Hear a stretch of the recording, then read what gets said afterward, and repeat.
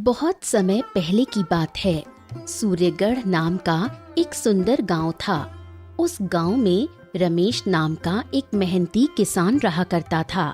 वो अपनी बेटी और पत्नी के साथ एक साधारण जीवन जीने में विश्वास रखता था। रमेश बहुत ही भोला था। गांव के चालाक लोग अक्सर उसे मूर्ख बनाकर उससे अपना मतलब निकाल लिया करते थे। एक दिन सेठ ने जब रमेश के खेत की लहलहाती हुई फसलें देखी, तब रमेश के पास गया। अरे रमेश, इस बार तुम्हारे खेत में इतनी कम फसल हुई है। एक तो तुम गरीब किसान हो, ऊपर से इतनी कम फसल में तुम्हारा गुजारा कैसे होगा भाई? मुझे तो तुम्हारी बहुत चिंता हो रही है। सेठ जी, इस बार तो मैं बड़ी मेहनत की है, पर आपको मेरी फसल पता नहीं कम क्यों लग रही है। अगर आप कह रहे हैं कि मेरी फसलें अच्छी नहीं है, तो आप ही कोई उपाय बताइए कि मेरी गरीबी भी दूर हो जाए। देखो, वैसे तो मैं तुम्हें कोई सलाह नहीं देना चाहता, लेकिन फिर भी अगर तुम ज्यादा धन कमाना चाहते हो तो मेरे पास एक रास्ता है भाई। मैं तुम्हें इस खेत के बदले में अपना खेत दे देता हूँ। कुछ समय तक तुम मेरे खेत पर काम करना, जब कुछ धन कमा लेना तब हम वापस अदला बदली कर लेंगे। ठीक है सेठ जी, अगर ऐसी बात है तो आप मेरे खेत को ले लीजिए और अपना खेत मुझे दे दीजिए। आप बहुत दयालु हैं, जो मेरी खराब फसलों को भी आप अपनाने को तैयार हैं। अरे, तुम जैसे मूर्ख आदमी से शादी करके मेरी जिंदगी बर्बाद हो गई। तुम्हें पता भी है तुमने क्या किया? एक ही तो जमीन का टुकड़ा था हमारे पास, जिस पर खेती करके हम अपना गुजारा करते थे, और उसे भी तुमने उस लालची सेठ को दे दिया। अरे तुम कुछ नहीं जानती, सेठ जी तो हमारी मदद करने आए हैं। जब उन्होंने देखा कि मेरी कम फसल आई है तो उन्होंने अपनी जमीन मुझे दे दी। अब तुम ही बताओ, ऐसे देवता मनुष्य कहाँ मिलेंगे? पिताजी, वो कोई देवता नहीं है। उन्होंने आपकी उपजाऊ जमीन के बदले अपनी बंजर जमीन आपको सौंप दी। अब देख लेना, आपको वो आपकी जमीन कभी वापस नहीं करेगा। तुम दोनों ना बहुत होशियार बनते हो मेरे आगे। चलो जाओ, अपना काम करो, मेरे काम में टांग मत अड़ाओ, समझी? मैं कुछ भी करता हूँ ना तो तुम लोगों को हमेशा बेकारे लगता है। चलो जाओ यहाँ से, मुझे परेशान मत करो। रमेश गांव के लोगों की मीठी मीठी बातों में आकर अपना नुकसान करवा बैठता था, जिसके कारण रमेश की बेटी प्रिया और पत्नी विमला बहुत परेशान रहा करते थे। अगर प्रिया और विमला रमेश को कुछ समझाने का प्रयास करते थे तो वो उनकी बात भी नहीं सुनता था। माँ, तुम चिंता मत करो, तुम्हारी बेटी के रहते तुम्हें परेशान होने की जरूरत नहीं है। मैं कुछ न कुछ व्यवस्था करूंगी। अब बापू को तो कुछ नहीं कह सकते, लेकिन अब मुझे ही करना होगा ताकि हमारा घर चल सके।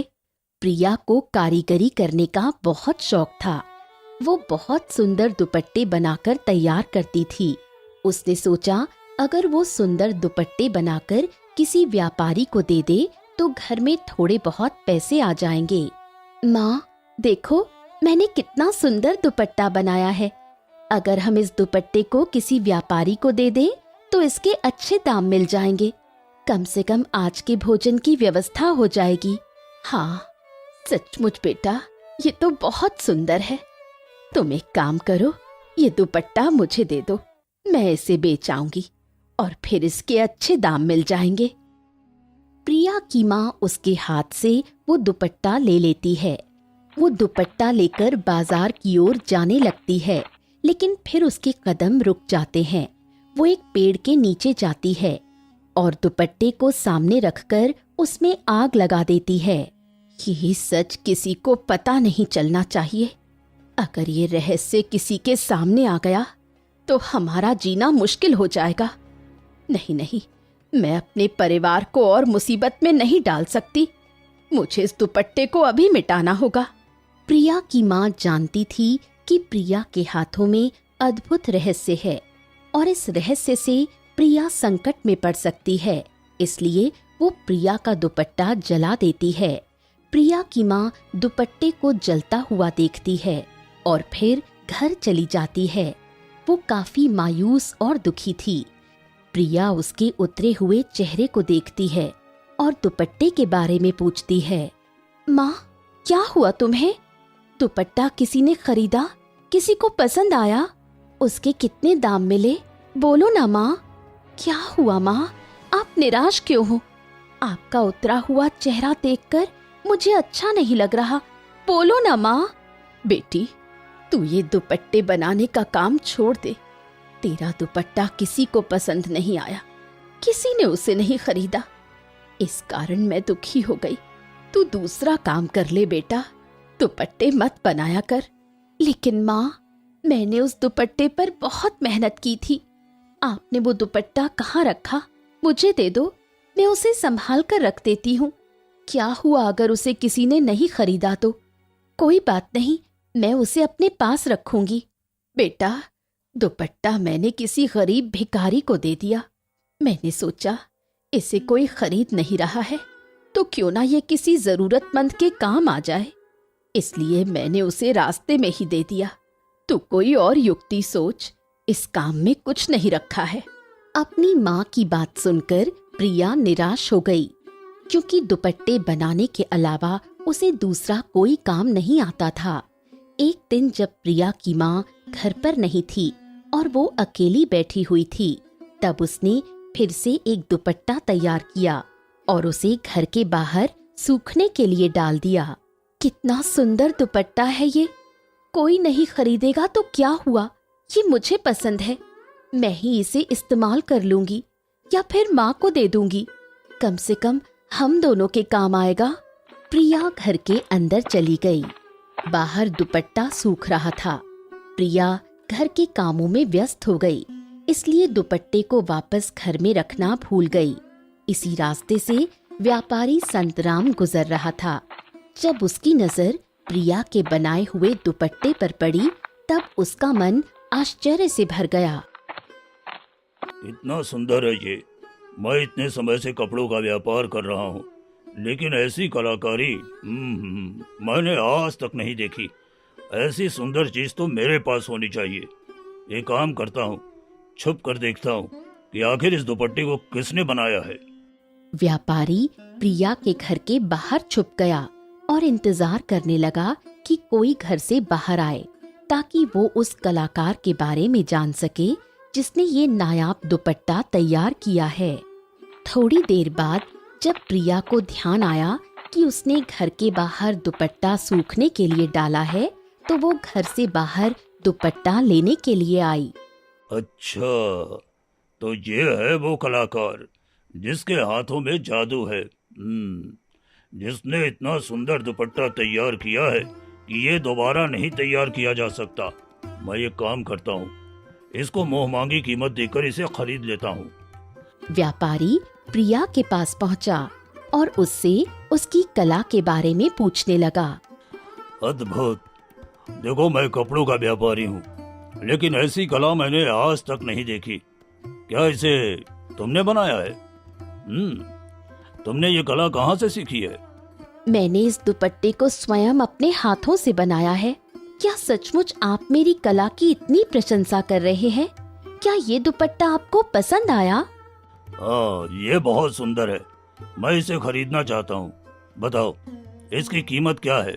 मैं तुम्हें मुंह मांगी कीमत देने को तैयार हूँ। तुम बस दुपट्टा मुझे दे दो। व्यापारी प्रिया को बहुत सारा धन देता है और बदले में उससे वो दुपट्टा खरीद लेता है। प्रिया पैसे पाकर बहुत खुश होती है। उधर व्यापारी आगे बढ़ने लगता है।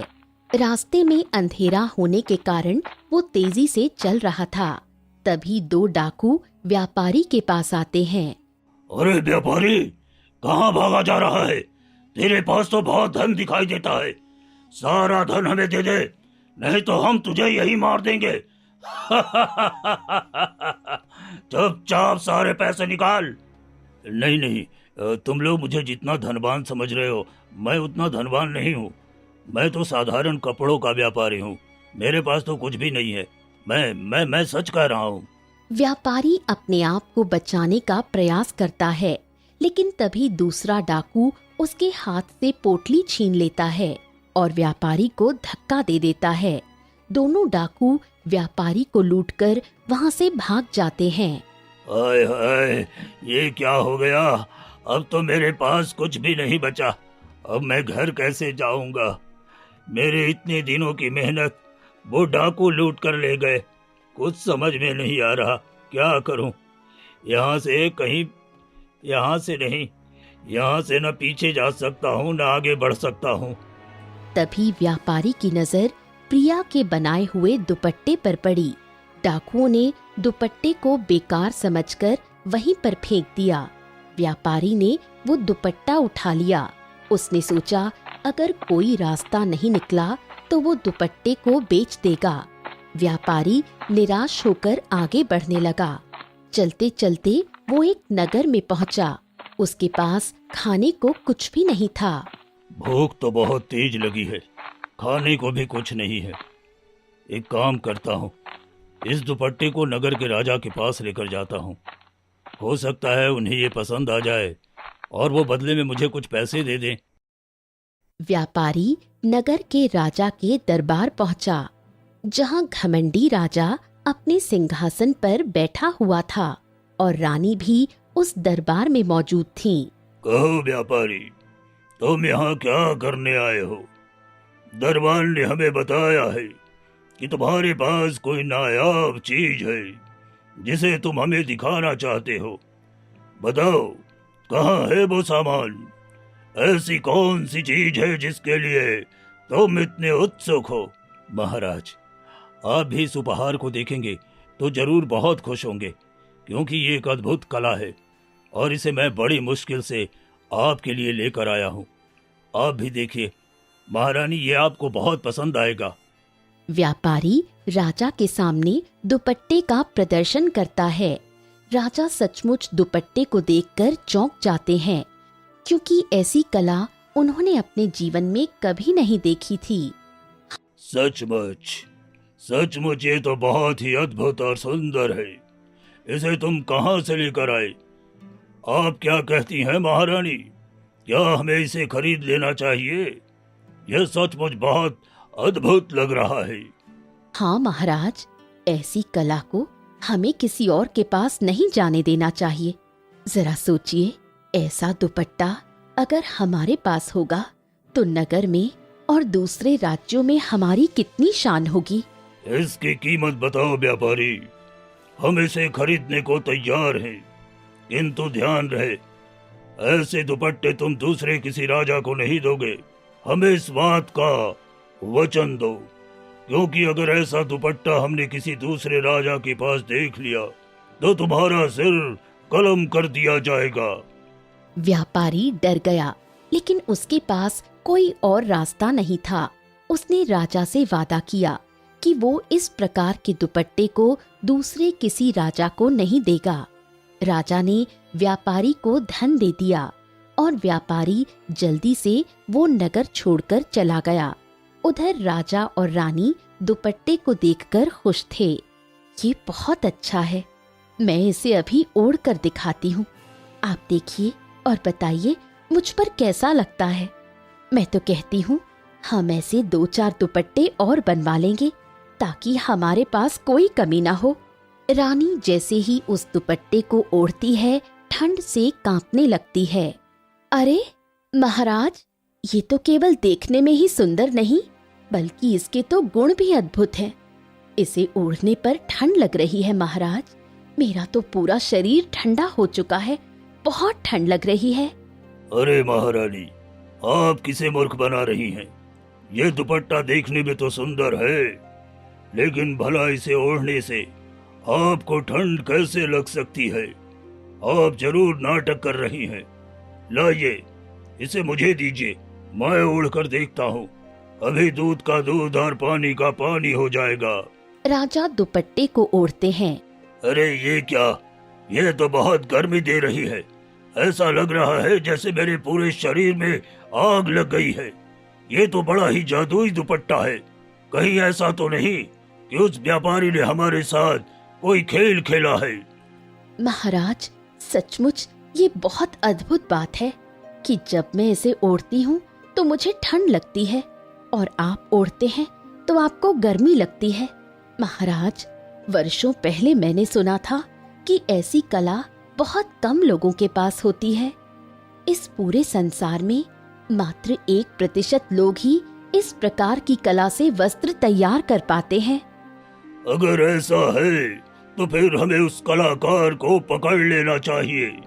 ये कला केवल हमारे राज्य तक सीमित होगी।